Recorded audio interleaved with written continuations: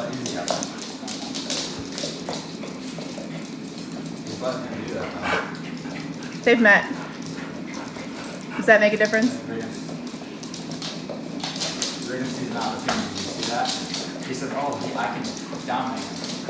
Just by sniffing him in the way he responds to being sniffed, he's like, okay, I can probably hump him. And he thought about it. Right now he's like, I'm running out there marking now as much as possible. Because I can't hump him, I'm going to let him know what's up. Because I'm concerned about letting him know I'm top dog.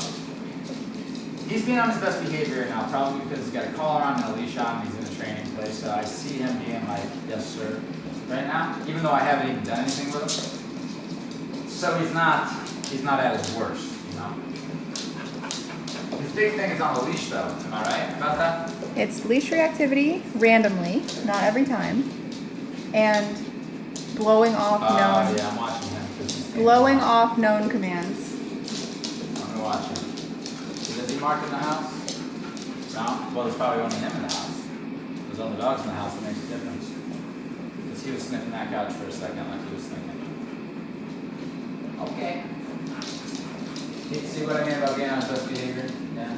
He's not at home. You know, he doesn't do this at home. He's probably way first, obviously. Let's see him, but all the signs are there. The tail's up. He's marking. All the signs are there. Look at Riggy knows. Riggy's got his hair spiked. Riggy's gonna mark over that probably. But there's no confrontation because Hannibal hasn't. Hannibal let Riggins get the sniff off, right? They were gonna sniff, he let him sniff, and he didn't go back to sniff Riggins, so therefore there's really no confrontation. If he tries to then have Riggins hold still so that he can sniff him, that would require Riggins to submit to him or to feel like they're brothers, they're closer, more intimate relationship to allow him to do that. He won't allow it. If he keeps pushing, then we have a problem.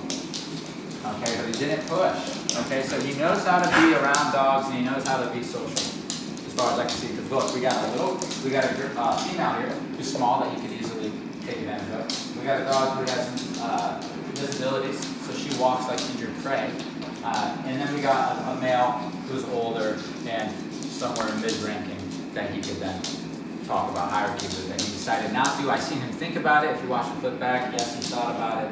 But then he glances around at me and he knows where he is. Riggins gets in, does the sniff. He allows Riggins, and I think it's because we're here.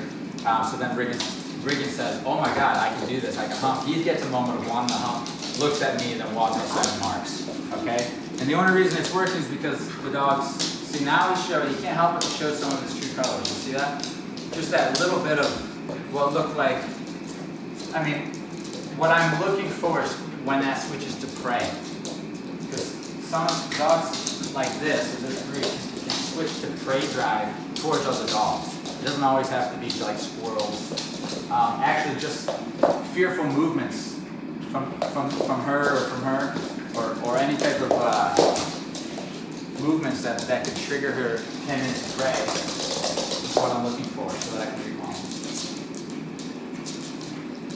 He's avoiding trouble though. He knew he was getting in trouble here, so he removed himself. This is good. This is the best you can ask for because it's in his blood, it's in his genetics to trigger. It's there. That's not going to go away. What we do is we raise the tolerance to it. We make him aware that we don't want you to do it, so then he self-regulates. And he does things like walk away and go lay down, this is all, for me, beautiful. So why isn't he doing it at home?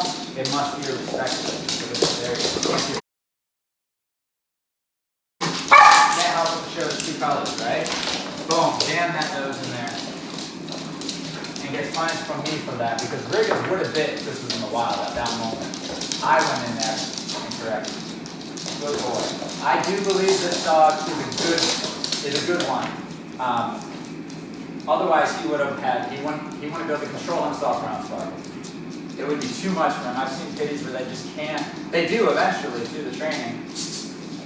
His problem, what we're seeing right now, look, is the respect for the humans.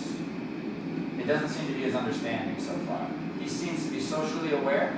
He seems to understand what's the do's and don'ts. He seems to understand the humans, what they like, what they don't like. He seems to understand the corrections.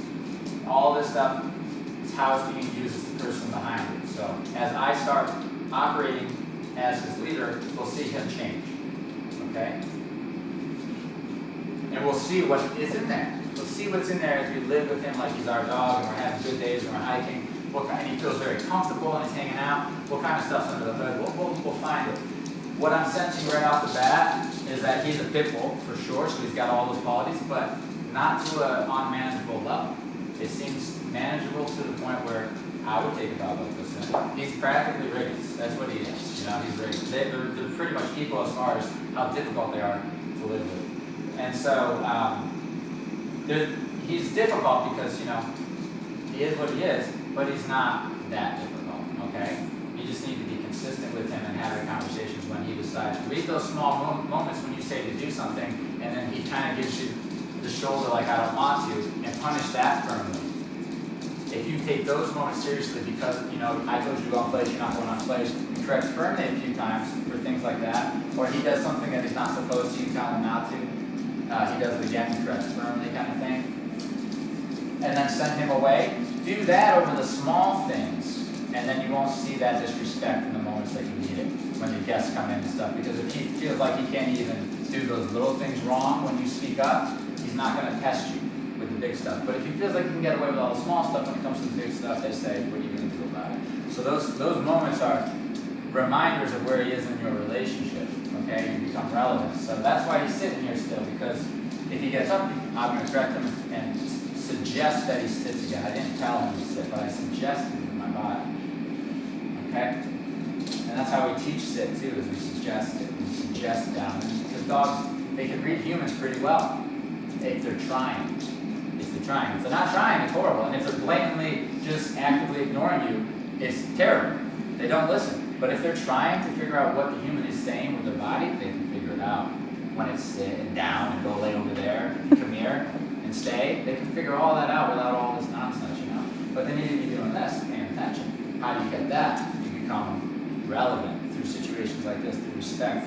What I do is I claim resources. I let him know where he is in the room of the living things as far as hierarchy, and that I can hold him accountable. All of the stuff we do to then get that, and then we teach the commands. The associations are proper. You know what I mean? But until I teach the commands, I suggest them with my body. You can do a lot of getting a dog to sit, getting a dog to down, with certain contextual work and body language, right? Things like this.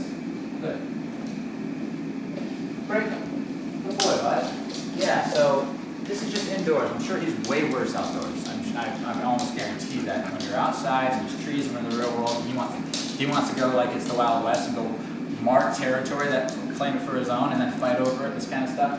I don't know if that's what he's doing, or if he's just, I'm really aroused when I see dogs and I want to go over there so I won't pain in the ass, or is he actually getting dominant? I don't know. We'll find out. Okay? We've seen a couple dominant moments with him with Izzy. Real quick, that state of mind started to hit him, and then he took himself out of it because he knows he's not supposed to, and he removed himself. But if he only did that because the state troopers watching, right? If there was no humans around, where would it go? Where would it go? Not to a good place.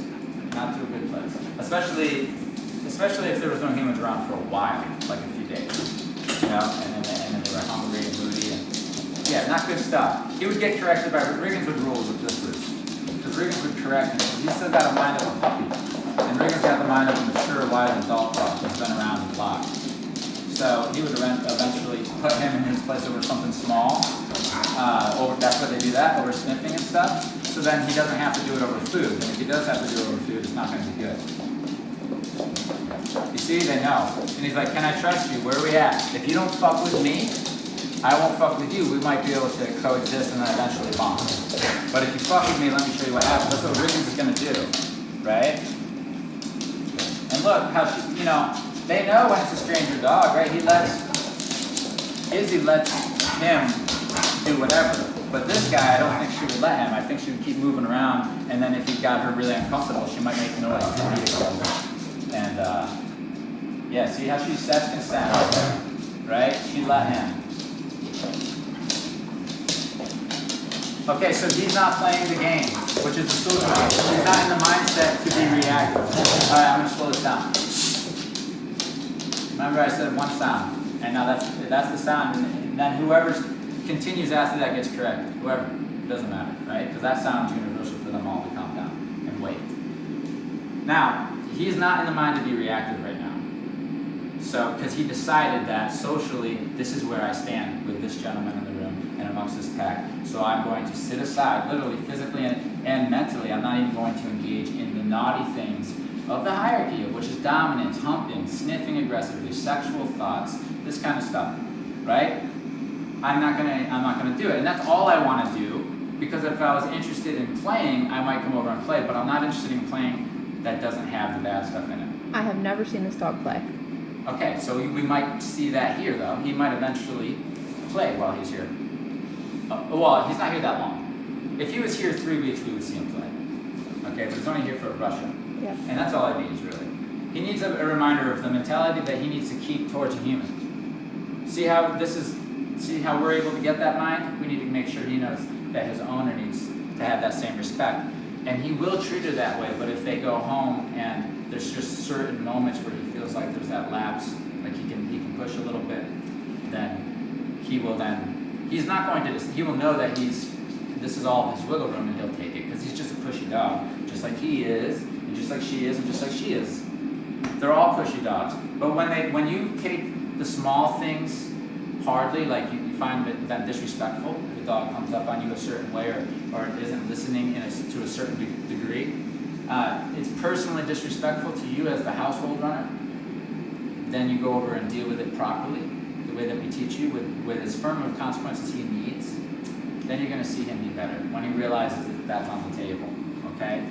Small little rules, right? When I say go away, and don't come back until I say come back. I need that when I have a baby. When I say go on that bed, don't get off until I say. I need that when I have a baby. When I say have this mind, have that mind. Because this mind is not looking for resources. This mind is just simply trying to exist without trouble. Because he knows if he causes trouble, there's real consequences here. And he doesn't feel necessarily safe. He doesn't know, right? He feels safe with me, but he doesn't know with these dogs and where he's going to fuck up and where he's going to go. And I've already set the tone with a firm correction for when he fucked up. So he's like, I don't know how bad this could get. I don't want to find out. Because he has been trained in the past. He knows that there can be hot consequences on the collar. He's not interested. He's just not interested.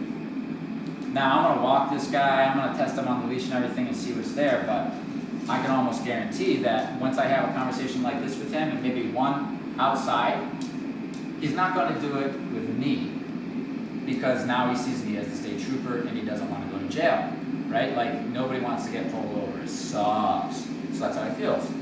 On top of that, when he's doing the right thing, he's going to get praised by me, which is something you're not going to get by the cops, right? I'm going to say, good boy. So now this path not only is better because there's no consequences, it's even better because there's rewards, all right?